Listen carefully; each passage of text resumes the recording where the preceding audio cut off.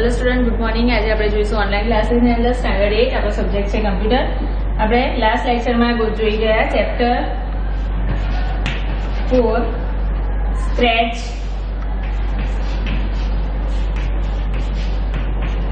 1.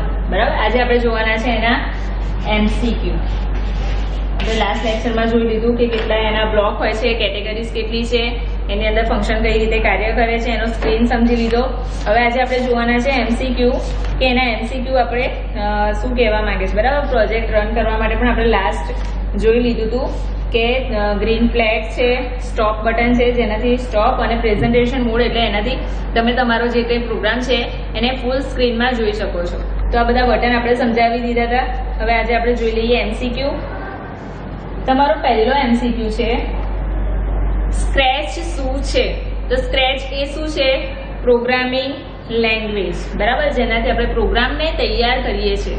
એટલે કે આપણે સ્ક્રિપ્ટિંગ કરીએ છીએ અને પ્રોગ્રામને તૈયાર કરીએ છીએ. એટલે કે સ્ક્રેચ એ શું છે, કેવો પ્રોગ્રામ છે? તો પ્રોગ્રામિંગ લેંગ્વેજ છે.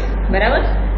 પછી સેકન્ડ ક્વેશ્ચન છે તમારો, સ્ક્રેચનો ઉપયોગ શું બનાવવા માટે કરવામાં આવે છે. સ્ક્રેચનો ઉપયોગ શું બનાવવા માટે કરવામાં આવે છે? તો સૌથી પહેલા એક તો વાર્તા આપણે જોયું હતું, વાર્તા છે એટલે કે સ્ટોરીઝ. બરાબર. ગ્રાફિકલ આર્ટ્સ છે તો એના માટે આપણે ઉપયોગ કરીએ છીએ. એનિમેશન, કોઈ પણ કાર્ટૂન એનિમેશન બનાવવા માટે પણ આપણે એનો ઉપયોગ કરીએ છીએ. તો આપણે આન્સરમાં શું લખી દેવાનું? આપેલ તમામ.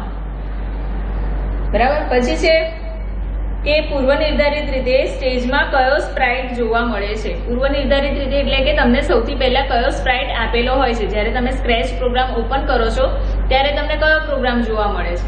તો આપણે અહીંયા લઈ લઈશું કે કયો સ્ક્રેચ આપણને કયો પ્રોગ્રામ જોવા મળે છે.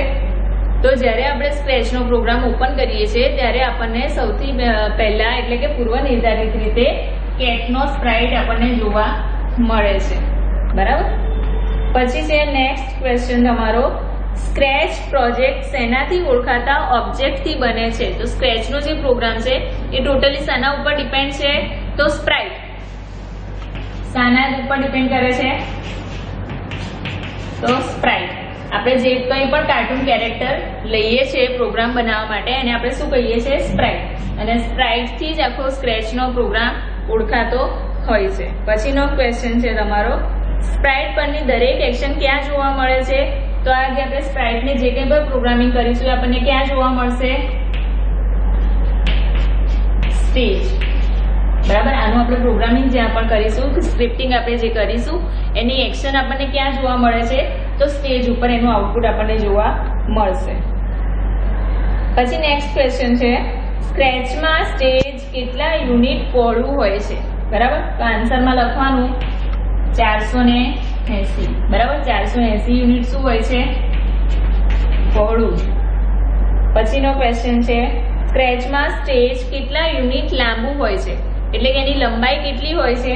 તો અહીંયા આગળ લખી દેવાનું 360.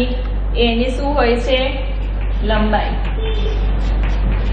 શાની લંબાઈ હોય છે? તો સ્ટેજ. બરાબર. પહોળું કેટલું હોય છે? 480. અને એની લંબાઈ કેટલી હોય છે? 360. પછીનો ક્વેશ્ચન છે, સ્ક્રેચમાં કેટલી રીતે નવો સ્પ્રાઇટ બનાવી શકાય છે. એટલે કે નવો સ્પ્રાઇટ એટલે કે અહીંયા આગળ આપણે લઈ લીધું કોઈ પણ કાર્ટૂન કેરેક્ટર આપણે જે લઈએ છીએ એ આપણે કેટલી પ્રકારથી લઈ શકીએ છીએ. તો 3 રીત છે. એની 3 રીતે આપણે લઈ શકીએ છીએ. કઈ રીતે? એક તો ન્યૂ સ્પ્રાઇટ એટલે કે તમે નવો સ્પ્રાઇટ અંદર જે બાય ડિફોલ્ટ આપેલો હોય છે તમારા પ્રોગ્રામમાં ત્યાંથી તમે એને સિલેક્ટ કરી શકો છો. અને પછી આવે છે કે પેઇન્ટ ન્યૂ સ્પ્રાઇટ એટલે કે તમે નવો પેઇન્ટ કરી શકો છો, ડ્રો કરી શકો છો. અને થર્ડ આવે છે સરપ્રાઇઝ સ્પ્રાઇટ, જેને પર તમે ક્લિક કરો તો તમને એક સરપ્રાઇઝ સ્પ્રાઇટ જોવા મળે છે. એટલે 3 રીતે આપણે સ્પ્રાઇટને સ્ક્રેચમાં ઇનપુટ કરી શકીએ છીએ. પછીનો ક્વેશ્ચન છે, પ્રોજેક્ટમાં ઉપયોગમાં લીધેલા બધા જ સ્પ્રાઇટના થંબનેલ્સ ક્યાં જોવા મળે છે. એટલે થંબનેલ્સ એટલે કે તમે જેટલા બી સ્પ્રાઇટ લો છો, જેટલા પણ કાર્ટૂન કેરેક્ટર્સ લો છો એનું લિસ્ટ થંબનેલ્સ આપણને ક્યાં જોવા મળે છે? તો સ્પ્રાઇટ લિસ્ટમાં. ક્યાં જોવા મળશે? સ્પ્રાઇટ લિસ્ટમાં. બરાબર. પછીનો ક્વેશ્ચન છે તમારો, સ્પ્રાઇટ ટૂલબારમાં કેટલા ટૂલ્સ આવેલા હોય છે. તો 4 ટૂલ્સ આપેલા હોય છે. સ્પ્રાઇટ ટૂલબારની અંદર આપણને 4 ટૂલ્સ આપેલા હોય છે. કયા કયા? ડુપ્લિકેટ, ડિલીટ, ગ્રો સ્પ્રાઇટ અને સ્ટ્રિંગ સ્પ્રાઇટ. બરાબર, તો આપણે જોઈ ગયા સ્ટ્રિંગ સ્પ્રાઇટની અંદર સ્પ્રાઇટ નાનો થઈ જશે, ગ્રો સ્પ્રાઇટમાં સ્પ્રાઇટને મોટો કરાશે, ડિલીટમાં ડિલીટ થઈ જશે, અને ડુપ્લિકેટ સ્પ્રાઇટ એટલે કે એનાથી આપણે એનો ડુપ્લિકેટ એટલે કે કોપી લઈ શકીએ છીએ. એટલે કેટલા બટન, કેટલા ટૂલબાર આવેલા હોય છે? તો 4 ટૂલ આપેલા હોય છે. પછીનો ક્વેશ્ચન છે, નીચેનામાંથી કયો વિકલ્પ સ્પ્રાઇટ ટૂલબારમાં જોવા મળતો નથી?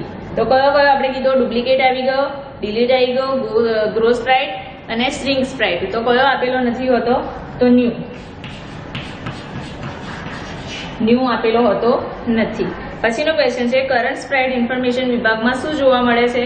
તો આપણે શું જોઈ શકીએ છીએ? સ્પ્રાઇટનું નામ જોઈ શકીએ છીએ, ડિરેક્શન જોઈ શકીએ છીએ, બરાબર, અને એની પોઝિશન જોઈ શકીએ છીએ. એટલે આપણે આન્સરમાં લખવાનું છે આપેલ તમામ.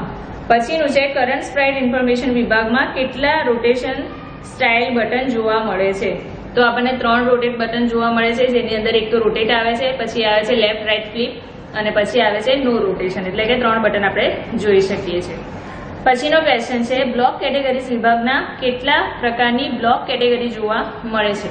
તો આપણને 8 બ્લોક જોવા મળે છે, મોશન, લૂપ, બરાબર, કંટ્રોલ. તો એ આપણે જોઈશું નેક્સ્ટ લેક્ચરમાં. અત્યારે પૂરતું એટલું જ છે કે આપણને 8 બ્લોક જોવા મળે છે. પછીનો ક્વેશ્ચન છે, સ્ક્રેચ શરૂ કરવામાં આવે ત્યારે કઈ કેટેગરીના બ્લોક્સ જોવા મળે છે? જ્યારે તમારો સ્ક્રેચ પ્રોગ્રામ ઓપન કરો છો ત્યારે તમને બાય ડિફોલ્ટ એટલે કે પૂર્વ નિર્ધારિત રીતે તમને સ્પ્રાઇટ કયો જોવા મળે છે? કેટ, બરાબર, અને તમને બ્લોક કયો જોવા મળે છે? તો મોશન બ્લોક. કયો જોઈ શકો છો તમે? Motion block. પછીનો ક્વેશ્ચન, સ્ક્રિપ્ટ એરિયામાં નીચેનામાંથી કયું ટેબ જોવા મળે? તો સ્ક્રિપ્ટ એરિયાની અંદર આપણે બ્લોક્સનું ઓપ્શન, કયું ટેબ એટલે કે બ્લોકનું ટેબ જોઈ શકીએ છીએ. પછીનો ક્વેશ્ચન છે, જ્યારે સ્ટેજમાં કોઈ સ્ક્રિપ્ટ લખવામાં આવે ત્યારે કસ્ટમને બદલે કયું ટેબ જોવા મળે છે? જ્યારે આપણે સ્ક્રિપ્ટ સ્ટેજ માટે કોઈ પણ સ્ક્રિપ્ટ કરતા હોઈએ છીએ ત્યારે આપણને શું જોવા મળે છે? બેકગ્રાઉન્ડ. કસ્ટમના જગ્યાએ શું થઈ જાય છે? બેકગ્રાઉન્ડ. જ્યારે તમે સ્ક્રેચ એટલે કે તમારા સ્પ્રાઇટ ઉપર તમે જ્યારે પ્રોગ્રામ એટલે કે સ્ક્રિપ્ટિંગ કરો છો ત્યારે તમને ત્યાં કસ્ટમ જોવા મળે છે, અને કસ્ટમમાંથી આપણે સ્પ્રાઇટનો દેખાવ બદલી શકીએ છીએ, બરાબર. જ્યારે તમે સ્ટેજ ઉપર કંઈ કામ કરો છો ત્યારે શું થાય છે? સ્ટેજનું સ્ક્રિપ્ટિંગ કરો છો ત્યારે શું થાય છે? તો ત્યાં આગળ કસ્ટમના જગ્યાએ બેકગ્રાઉન્ડ ઓપ્શન આવી જાય છે. પછી છે, નીચેનામાંથી કયા આઇકન પર ક્લિક કરીને પ્રોજેક્ટ રન કરી શકાય છે? તો ફ્લેગ